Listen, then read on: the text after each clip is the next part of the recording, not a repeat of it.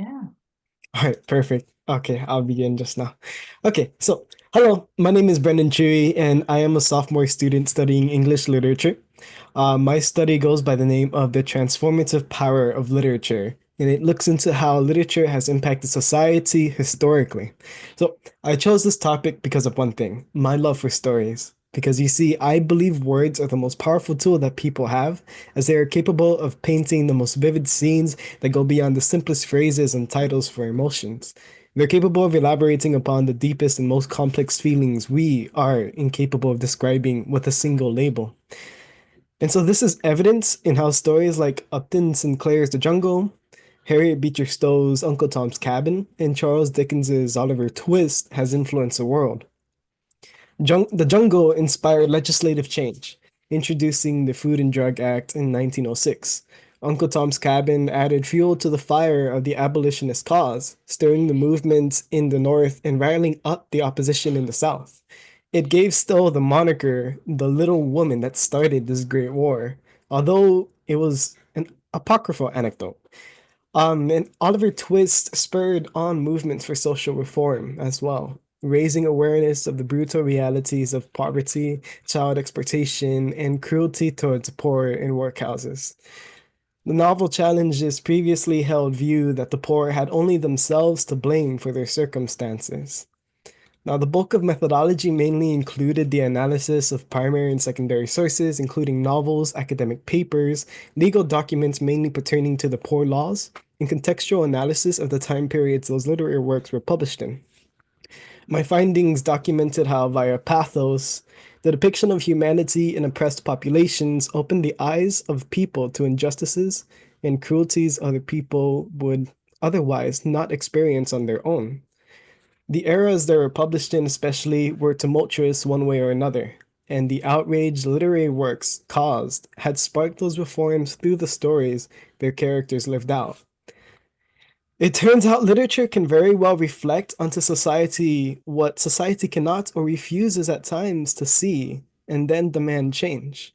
Although the study I conducted examined the impact of these three novels, further research gives the opportunity to explore lesser known works, including modern literature, culture-specific folktales, legends, myths, and how they contributed to the societies they were introduced in, and how the populaces that grew up with those stories were affected by them.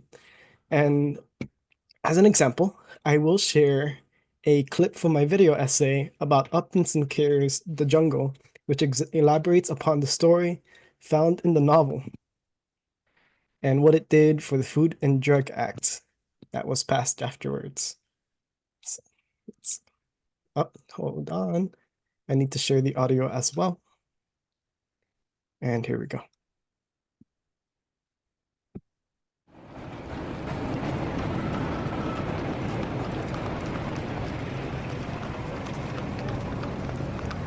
On February 26, 1906, the publishing house Doubleday, Page and Company released a single-volume version of the serially published novel by Upton Sinclair, The Jungle.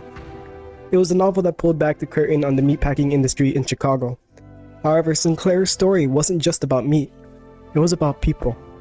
The Jungle followed Lithuanian immigrants who came to America seeking opportunity, but instead, they had found exploitation and misery. Sinclair's story follows Jurgis Rudquist as he and his family look for opportunities in the stockyards.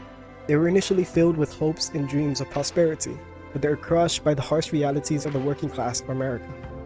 Work conditions are brutal, with the most grueling labor in the meatpacking industry. Spoiled meat that was already pickled or smoked had the bad part cut out, and then resold as deli meats or boneless ham. When whole ham was bad, it was sent to the sausage makers to be chopped up with other meats and treated with chemicals to cut down the smell. And the work conditions were dangerous, so injury was common. But injury also meant the loss of their jobs without any protections for those workers. So for Jurgis, when he sprains his ankle, he's out of work for 3 weeks and loses his old job. So he ends up at a fertilizer plant when he recovers. But the damage was done and his family was already spiraling into poverty. Over time, much of those important to him had gone. Jurgis' father was killed by overwork leading to exhaustion. His wife's stepbrother, Christophoras, succumbed to illness after eating contaminated meat.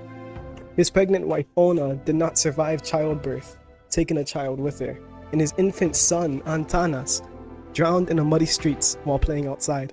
So America broke Eutychus and his family, and they found nothing but destruction. So the jungle is a devastating story. But what did it do for America's society and how? The Jungle's author, Upton Sinclair, had grown up during America's Gilded Age. It was the era of rapid industrialization and urbanization, the Second Industrial Revolution. Robber barons like Rockefeller and Carnegie were amassing immense wealth, while the working class faced exploitation, poor working conditions, and economic insecurity. In spite of that, the working class had built up the corporations and the industries that made America thrive. It became a time of widespread inequality, labor strikes, and the rise of socialist and progressive movements with muckraking journalism. And muckraking journalism was investigative journalism aimed at exposing corruption and societal injustices. As a muckraker himself, Sinclair spent weeks investigating the meatpacking industry before writing this novel. And as he went, he documented the horrifying practices he had uncovered: unsanitary conditions, dangerous machinery, and the inhumane exploitation of its workers. He took his findings and designed a fictional narrative so vivid and shocking, it captivated the nation. But it didn't captivate the nation for what he had entirely intended. Sinclair sought to shed light on the plight of workers, but his audience was moved the most by his descriptions of contaminated meats. Public outrage led to the passing of the Meat Inspection Act and the Pure Food and Drug Act in 1906. With these legislative acts, The Jungle was one of the most influential works of muckraking literature. It was a perfect demonstration of the power of fiction to drive social and legislative change. Sinclair's ultimate goal was to advocate for socialism and workers' rights. He famously said, "I aimed at the public's hearts, and by accident I hit it in the stomach." Now, food for thought for you. Is it not possible that since the upper class held so much power then, they turned a blind eye to the exploitation of the working class, which they knew made their money, and focused solely on what affects them negatively? The meat. But that is a whole other conversation on how money influenced the legislature of America during the Industrial Revolution.